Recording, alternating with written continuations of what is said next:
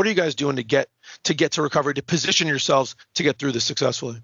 Yeah, I mean, over the years, we had really started to invest a lot in trade shows, and it's just kind of damned if you do, damned if you don't type of a thing. So we were spending a ton of money on trade shows, and the one of the big ones, which actually just started becoming a big one, was in New York City, and it happened to fall on March 17th, which was St. Patrick's Day.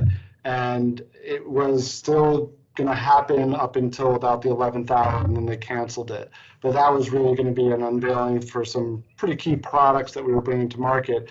And we had no way to communicate these products that we've been developing over the past 9 months or whatever.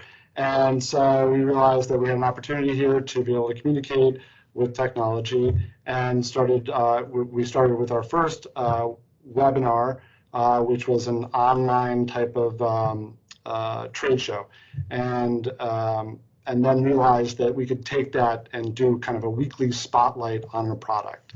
So that's one of the things that we've done, and we've been pretty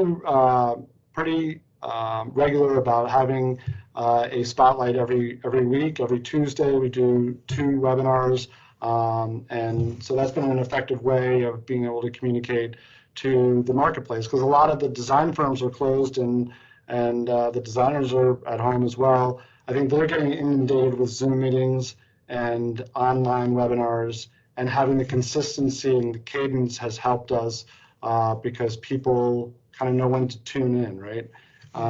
And so that's one of the things that we've done to help continue the message.